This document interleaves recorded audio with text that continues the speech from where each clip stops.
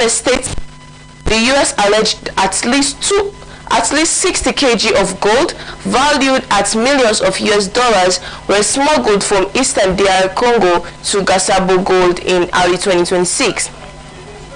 The statement accuses Rwanda government officials and soldiers of overseeing the system.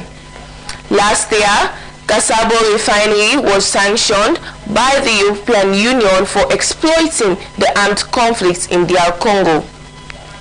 In South Africa, Vusimusi Kat Matlala, a central figure in a major ongoing police graft inquiry in South Africa, has pleaded guilty to corruption, fraud and money laundering charges as part of a deal with state prosecutors.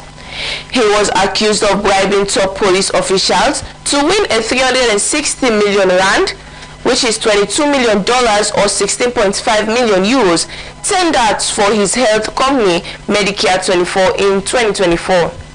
The plea deal, which has not yet been accepted by the magistrate, will result in Matlala giving evidence against high-ranking officials, State Advocate Santos Manila said. Police Chief Gen Fanny Masimola is one of those facing charges in relation to this case. He has denied the charges.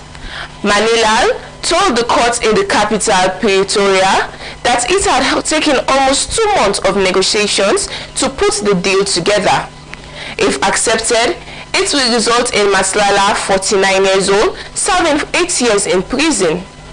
The state's lawyer said that the sacrifice of a more lenient sentence will be worth it, as for the first time we have an accused who has given us detail that we will not have been made aware of. As part of the deal, Matlala is required to give honest, frank testimony at future trials. But in a blistering attack, the Democratic Alliance, DA, the junior partner in South Africa's governing coalition, called the arrangement a sweetheart deal and a betrayal of accountability that may not result in a successful prosecution. DA Justice spokesperson Glenis Betenbach said it was evidence of a two-tiered justice system, as one of the country's most prominent corruption accused is allowed to negotiate what amounts to a discounted sentence. The magistrate at the Pretoria court is expected to give his ruling on the plea deal next week. In Kenya, families of those killed during Kenya's anti-government protest in 2024 have placed flowers on barbed wire outside Parliament as demonstrations took place to mark 2 years since the deadly clashes. Police arrested 355 protesters nationwide and blocked key roads in Nairobi, though turnout in the capital was low compared to 2024 and anniversary demonstrations last year. The authorities also barricaded Parliament with barbed wire, preventing families of the deceased from laying wreaths and flowers by the building. All I want is for the government to bring the officers responsible for killing our children before us and let them apologize, Jacinta Anyango told the BBC outside Parliament. Anyango, whose 12-year-old son Kennedy was killed in 2024 in clashes on the outskirts of Nairobi, said, "Who does the president expect to vote for him next year if he continues killing us like this?"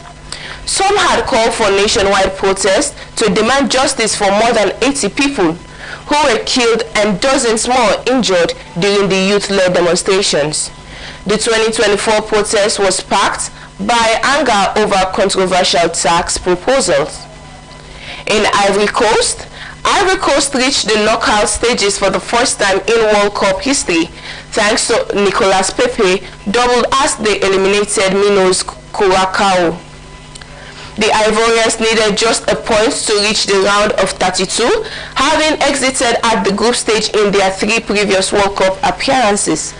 And they settled their nerves with a goal after just 7 minutes as Caro defenders were caught out at the back and disposed by Yan Diomandi, who squared for Pepe to tap in.